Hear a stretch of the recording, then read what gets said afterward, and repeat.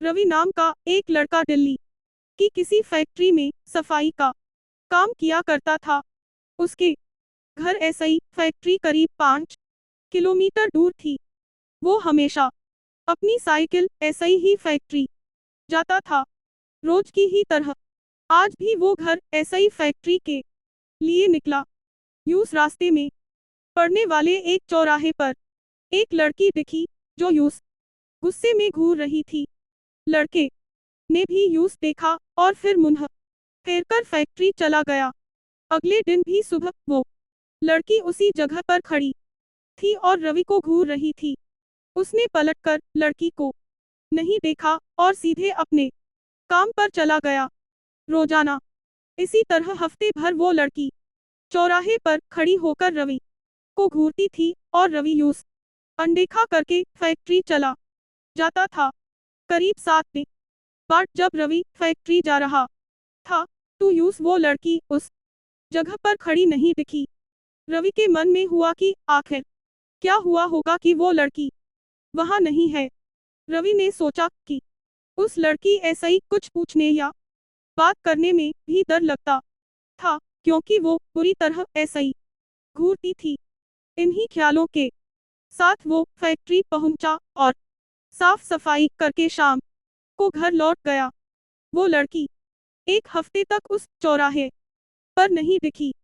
एक दिन जब शाम को वो लड़का घर पहुंचा तो यूस अपने बैग पर एक चिट्ठी दिखी। उसमें लिखा था, मेरा नाम प्रीति है। मैं तुम्हें एक हफ्ते पहले रोज एक चौराहे पर दिखती थी। कल शाम तुम वहीं पर खड़े होकर मेरा इंतजार करना। उस चिट्ठी में एक फोटो भी थी जो उसी चौराहे पर खड़ी लड़की ऐसा ही मिलती थी।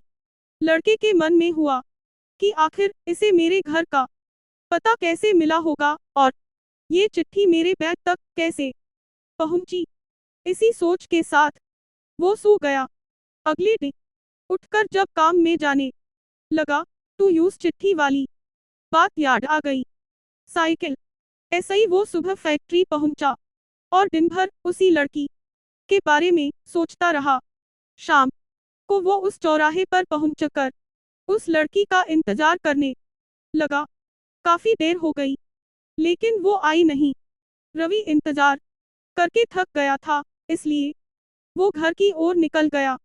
घर पहुंचते ही उसने सोचा कि क्यों न चिट्ठी पर लिखे हुए पते पर जाकर ही उस लड़की ऐसा ही मिल लिया जाए। रात होने को थी, इसलिए उसने सुबह सुबह उस लड़की के घर जाने की सोची।